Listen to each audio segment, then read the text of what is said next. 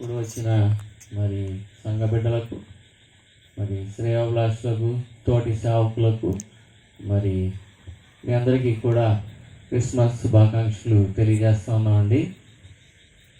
మరి ఈ క్రిస్మస్ అంటే క్రీస్తుని ఆరాధించడం. క్రైస్ట్ ప్లస్ మాస్ అంటే మాస్ అంటే ఆరాధించడం. ఎవరిని ఆరాధించాలంటండి? క్రీస్తుని ఆరాధించాలి. మరి ఈయన ఎవరని ఆలోచన చేసినట్లయితే దేవుని యొక్క కుమారుడు. మరి కాలము సంపూర్ణమైనప్పుడు దేవుడు తన కుమారుని ఏం చేశాడంటండి? లోకానికి పంపించాడు. మరి ఆయన చేయవలసిన పని, చేసే పని ఏంటనంటే నశించిన దానిని వెదకి రక్షించడం.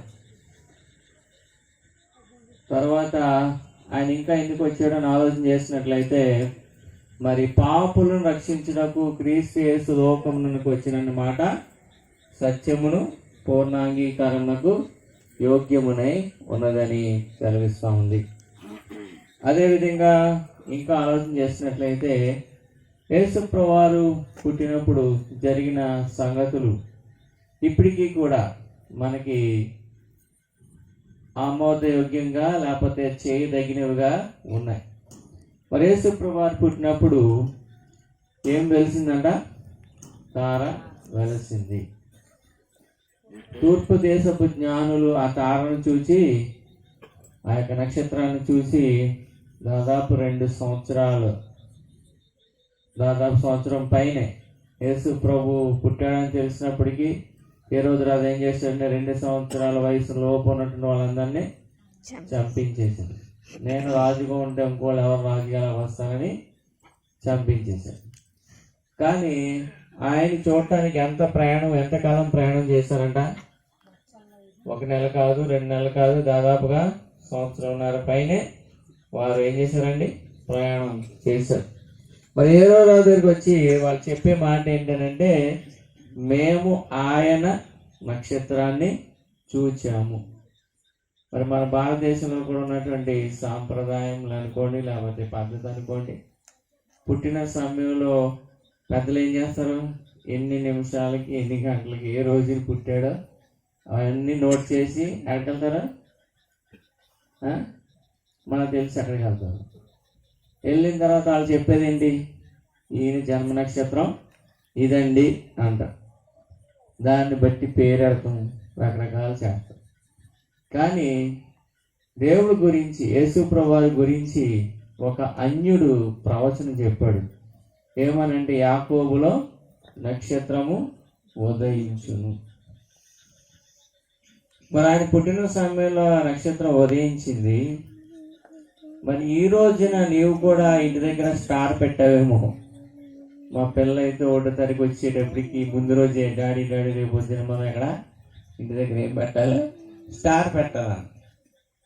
సరే, స్టార్ యేసు ప్రభు పుట్టిన దానికి సూచనగా మనము క్రైస్తవులు అని తెలియడానికి సూచనగా ఏం చేస్తున్నాం? స్టార్ని పెట్టుకుంటున్నాం. బాగానే ఉంది. మరి అదే స్టార్ నువ్వు అవగలవా? అవలేమా? అయ్యో, కొంతమంది స్టార్లు ఉన్నారు కదండి,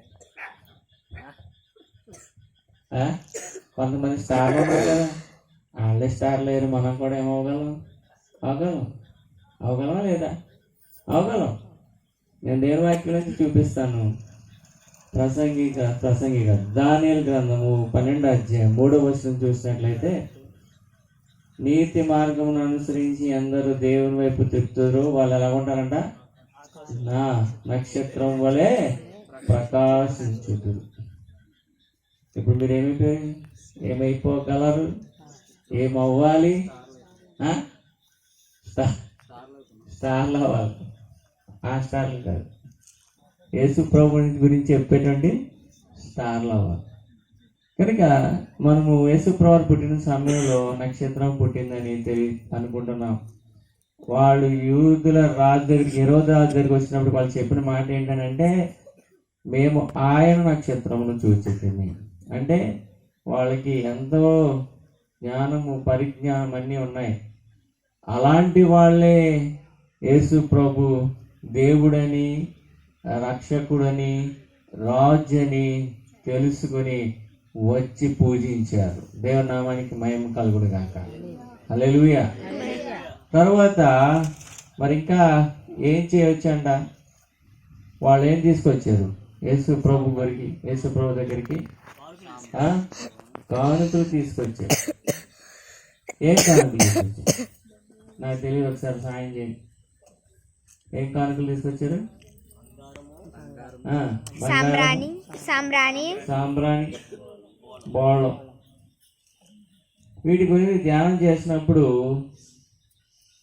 దేవుడు ఒక మాట నాకు జ్ఞాపకం చేశాడంటే, బోళము ఎక్కడేస్తారో ఆ యొక్క ఆహార పదార్థాన్ని చెడిపోనివ్వకుండా కాపాడుతుందంట. ఉప్పుగా చాలా అది వగరగా ఉన్నట్టు ఉంటుంది. ఎటువంటి ఆహార పదార్థంలోనే వేసి దాన్ని జాగ్రత్త పెడితే అది పాడవదు. మరి బంగారం దేనికి సాదృశ్యంగా ఉందంటే యేసు ప్రభు యొక్క రాజరికానికి సాదృశ్యంగా ఉంది.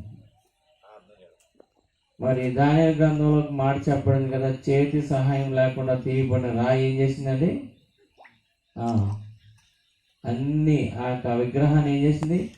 తొత్తనీలుగా చేసి ఎలా మారిపోయిందంట? మహాపర్వతంగా మారిపోయింది. మరి ఆ తారను చూడడానికి వెళ్ళిన జ్ఞానుల్లో మన భారతదేశం నుంచి కూడా ఒక ఆయన వెళ్ళాడంట. ఇది తెలుసా? ఎవరండి? మన భారతదేశం నుంచి కూడా ఒక ఆయన. అంటే ఆయన ఎవరు? మీకు, నాకు తాత, ముత్తాత అనా? చెప్పండి, ఏమయ్యాడు మీకు? తాత ముత్తాతనా? మన భారతదేశం ఎప్పుడు వెళ్ళాడు? 2000 సంవత్సరాల క్రితం. మన పితరులు కూడా వెళ్ళారు. ఎవరిని పూజించడానికి? లోక రక్షకుని పూజించడానికి వెళ్ళారు. మరి వాళ్ళే వెళ్ళగా మనం ఎవరు అండి? యేసు ప్రభు దేవుడు కాదని అంటారు. వాళ్ళకి అంత జ్ఞానం ఉంది కాబట్టి తెలుగుగా ఏం చేశారు? వెళ్ళి ఆయన్ని దర్శనం చేసుకుని వచ్చారు. మరి మనం కూడా ఎవరిని దర్శనం చేయడానికి రావాలి? దేవుణ్ణి, యేసు ప్రభుని దర్శనం చేయడానికి రావాలి. ఆయన గురించి చెప్పాలి, ఆయన రాజరికం గురించి చెప్పాలి. తర్వాత ఏం తీసుకొచ్చారు జ్ఞానులు? బోళం కాదు, సాంబ్రాణి తీసుకొచ్చారు. సాంబ్రాణి దేనికి సాదృశ్యంగా ఉంది? మనం చేసేటువంటి స్తుతి ఆరాధన మీద దానికి సాదృశ్యంగా ఉంది. మరి దావీదు చెప్తాడు కదా, సాయంకాల నైవేద్యం వల్లే నేను ప్రార్థన చేస్తున్నాను. మరి ఇశ్రాయేలు చే స్తోత్రముల మీద ఆయన ఏమని ఉంటాడంట? ఆసీనుడై ఉంటాడు. మనం ఆయన స్తుతిస్తూ ఉంటే ఎలా ఉంటుంది? ఆయన మనస్సు కదులుతుంది. మరి ఇక్కడికి వచ్చి ఎవరన్నా మంచి స్ప్రే కొట్టారనుకోండి, మన మూడ్ ఏమవుతుంది చెప్పండి? మన మూడ్ ఏమవుతుంది? అప్పటిదాకా డిప్రెషన్లో ఉండొచ్చు, అప్పటిదాకా ఇబ్బందిగా ఉండొచ్చు. ఆ యొక్క స్ప్రే అంటే సెంట్ కొట్టారు, మనకి ఎలా ఉండదు? మన మూడ్ మారిపోతుంది. కనుక మనం చేసేటువంటి ఆరాధన